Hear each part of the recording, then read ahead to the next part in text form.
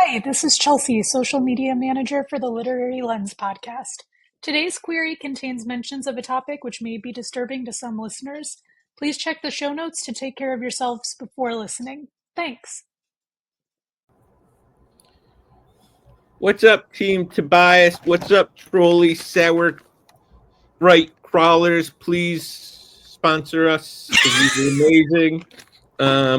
This is Query Your Quelling Conundrums. I totally said that wrong. It's Quelling Your Query Conundrums.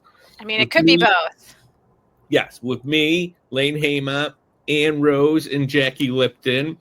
And Ann, take us away. It's your TV show. It's my TV show. No. It is not my TV show. It is our collective. I don't even know what it is collectively. But okay, we have received a query letter that has asked us for some advice. So, and our lovely assistant Todd has sent it our way. And so I have not had a chance to read this yet. So again, I will probably mispronounce things and do a terrible job.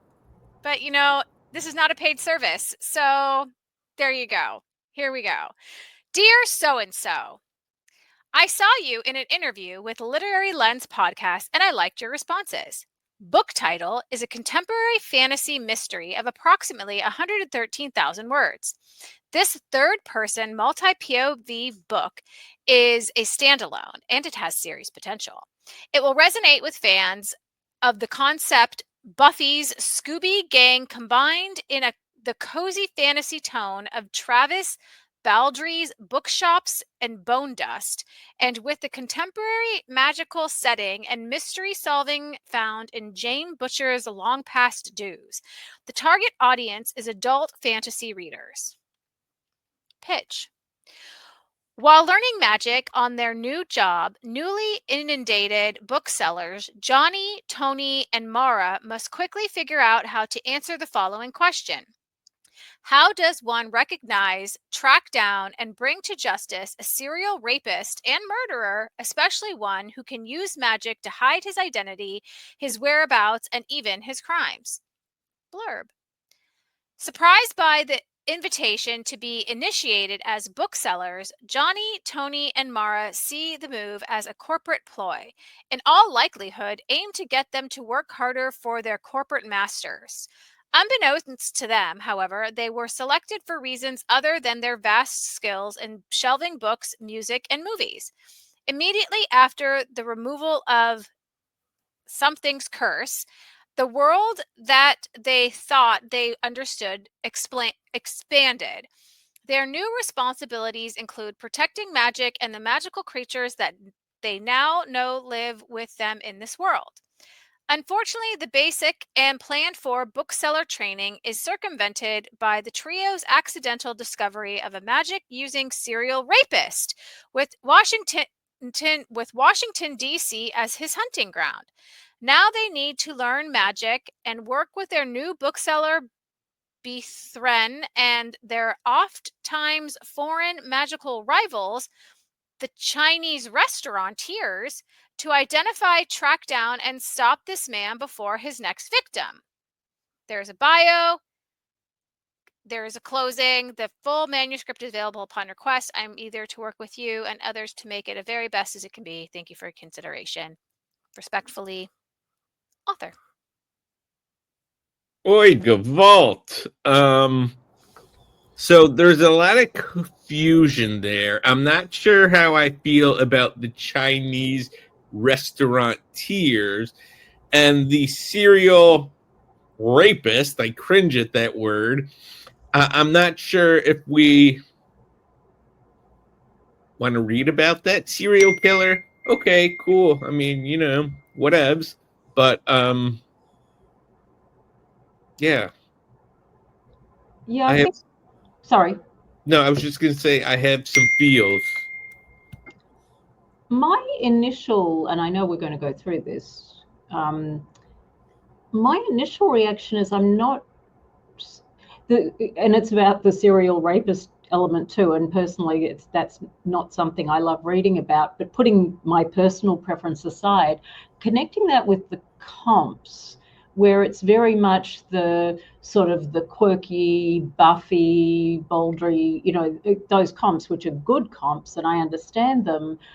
Then when you get into sexual assault, it feels a little bit like there's potentially a mismatch, which I'm talking really about. Do those comps best serve this book description? They may, but to me, when I'm thinking the Scooby Gang solves paranormal, supernatural type mysteries, I'm not thinking about serial rapists in DC, which feels very dark and contemporary to me.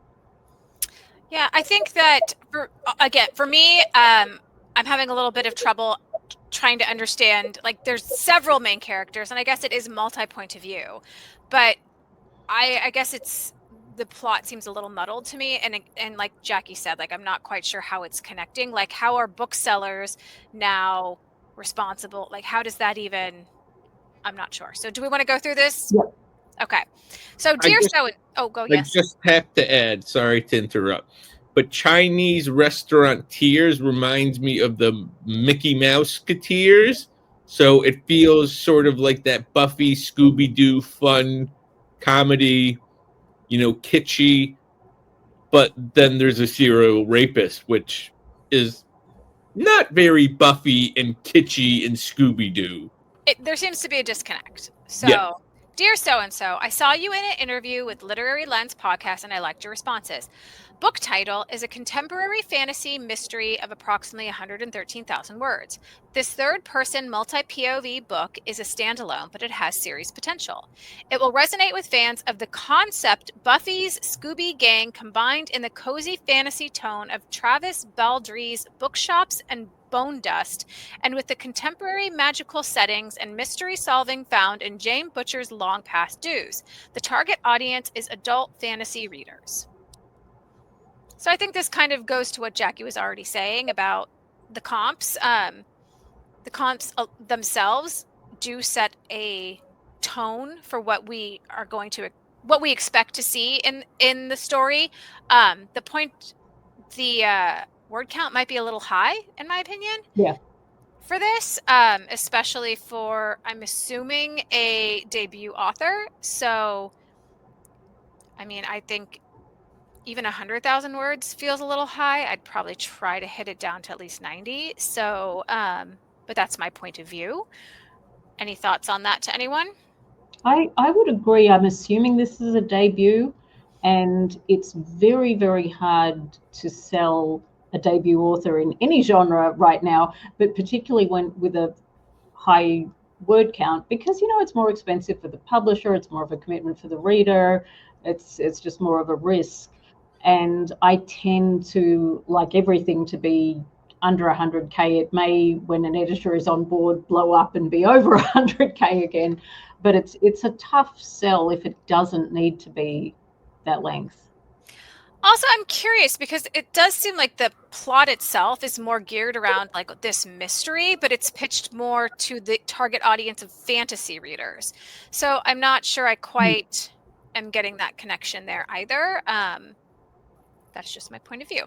Pitch. Go ahead. I just want to be really nitpicky, so everyone can yell at me for saying this.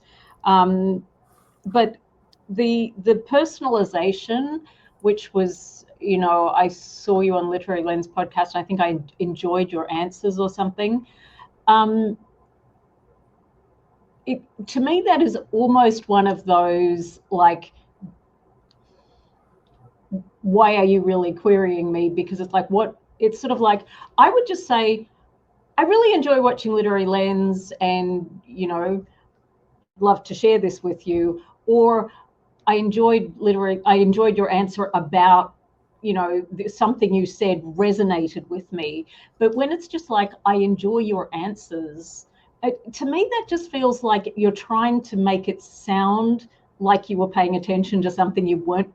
And it's because I'm also a teacher, and, students will say, yeah, I really like how you answer that question. It's like, did you understand the concept? And I'll be like, I just like your answer. I don't know. It feels like, if you are going to be generic, I feel like just be generic. Just say, hey, I enjoy watching the thing. That's fair. But that's nitpicky. I take that point. It is. Yeah, that's true. I mean, and I agree into some respects with you, Jackie. Like, I don't have to have a like really deep personalization to my letter. I don't even need a personalization necessarily unless we've met somewhere or done something. Then that's great to kind of have that background. But if you're just going to query me because you know I like fantasy, you don't have to tell me you're querying me because I like fantasy. I know I like fantasy, so that's okay. So, but again, okay. And then it does say pitch. So I'm reading it exactly as it is here. So pitch. While learning magic and their new job, newly initiated booksellers Johnny, Tony, and Mara must quickly figure out how to answer the following question. How does one recognize, track down, and bring to justice a serial rapist and murderer, especially one who can use magic to hide his identity, his whereabouts, and even his crimes? So I think for me, this is where that disconnect between the fantasy and the mystery come in, because this feels very mystery forward with the fantasy element, which is the magic. So I guess I'm not seeing how those comps, which are very fancy, meet this short pitch. Anyone? Also, don't say the word pitch. It does say the word pitch. So I think No, this but is supposed to you be don't need to. Like, you don't need to say pitch. I'm saying to the author, you don't need to say pitch. But I mean, it's not terrible if you do, but it's a letter, and a one-page letter doesn't have headings. True. I wonder if the killer uses magic to hide his crimes. How do we know about his crimes? Oh, now you're really getting nitpicky, but that is a good question. I mean, that's how do we know? That's the first thing I think. I mean, where he is, okay. Yeah, that he doesn't need to. Why do we know that that's magic? Because obviously we wouldn't know where he is, but it's the hiding his crimes. Okay, so how do we know about the crimes if he's hidden them? I mean, if I were reading the query for the first time, that's exactly what I would think. You would think that. That's fair. Yeah, absolutely. All right, we're moving on. Blurb. Surprised by the invitation to be initiated as booksellers, Johnny, Tony, and Mara see the move as a corporate ploy in all likelihood aimed to get them to work harder for their corporate masters. I'm going to stop there for a second because I don't understand what any of this means. I guess maybe because I don't understand the world building. So I thought they are booksellers, but they're not booksellers, but they are. I'm not sure. Anyone? Yeah, when I hear bookseller in this context, I think they have their indie bookstore. But it sounds like, I mean, they're quote unquote booksellers at like a Barnes and Noble. And I mean, what do they call booksellers? Are those the people literally in the store selling books? Right. I guess that's the question. Like, is booksellers here used as a term that we know in contemporary world of what a bookseller is, or does it mean something different in this world? Since we're told this is a fantasy book, how is that different here? So I guess there's that like kind of disconnect of not quite understanding the world building versus like what the story is. So unbeknownst. Oh, go ahead, Jackie. Yes. I agree because I'm confused by what everyone else is confused by, but also it's a multi-point of view novel. There are these three characters who are booksellers. They are lumped together in every time they're mentioned, almost as if they're one character. They don't seem to be performing different story functions. They seem to all be there because you want this kind of Scooby Gang protagonist. But I think the reason those ensemble casts work is because each of the characters has something else they bring to the Scooby Gang. You know, it's not just a behemoth. It's just so. I think if these characters are really working as distinct entities, obviously you can't write a query letter for each character, but give us like a one-line hint of why it's multi-point of view, like what each one of them is doing, because at the moment it's just there's these three characters and there are these three booksellers and these three people have to do this. And it's like, well, then why do you have three of them? Why isn't there just one? That's a good point. Or maybe focus on just one of them for this query. might be the answer here. Yep. Unbeknownst to them, however, they were selected for reasons other than their vast skills in shelving books, music, and movies. Immediately after the removal of, and it says XXX, so it doesn't tell us who. Removal of something's curse, the world that they thought they understood expanded. Their new responsibilities include protecting magic and the magical creatures that they now know live with them in the world. So it feels like the very familiar trope of, okay, these people who didn't know magic existed before now know magic exists. They were selected for reasons, but we're not given those reasons. And maybe that's something we need to know, and kind of what you were speaking to, Jackie. And I guess I would also kind of want to understand like why they're chosen for this. Like what do they bring to the table? Yeah, I agree. Lane? And this feels like a totally different plot than a serial killer rapist out on the hunt, because I can understand going out and having to protect magical creatures, but then they also have to hunt down a serial killer. Not a serial killer, a serial rapist. So I don't like saying that word because it's such a icky, like I don't want to think about that. unfortunately, the basic and planned for bookseller training is circumvented by the trio's accidental discovery of a magic-using serial rapist with Washington, D.C. as his hunting ground. So I guess they were attempting to do this job, but then they've stumbled upon the fact that there is one. Maybe is what I'm understanding. That's what it sounds like. Okay. Now they need to learn magic and work with their new bookseller Brethren. Thank you. And their oft-times foreign magical rivals, the Chinese restaurateurs, to identify, track down, and stop this man before his next victim. Yeah, that's where it sort of goes off the rails for me, because you've set up a book that's about these booksellers discovering magical creatures, which is what Lane just said, and then all of a sudden you stumble upon this thing, which actually is huge and is a plot of a book all on its own, and it sounds like it's two different books. It does sound like two different books. So then it gives the bio. Let me see if there's anything. No, it doesn't really give us anything that would help us understand. And then the full manuscript is available on request. So I'm not sure where this author is in the querying process. This was, I don't know when we received this query in our inbox, but if you're not getting any requests for this, I think that there is some fundamental problems here in the query that is just, we're not quite understanding the story and like how these things are connecting. And it does, like Jackie mentioned, feel like there are two plots here that are competing with each other in one book.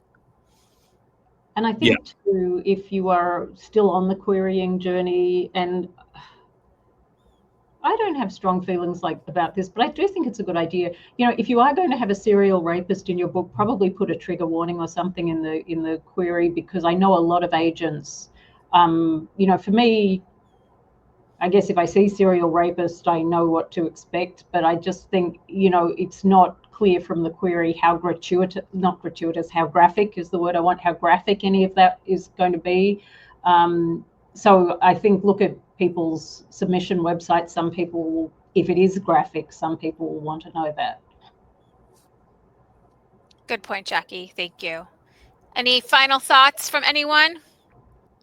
Yeah, I think really this one, it's just a question of focus. Like if you can tighten up the focus and tell us what really is going on in this book, that would be helpful. I think so too. All right. That is it for another episode of Quelling Your Query Conundrums with me, Anne Rose, with Jackie Lipton and Lane Haymont. And if you have a query that you're having conundrums about, send it our way, and hopefully we can give you some help on it. Bye.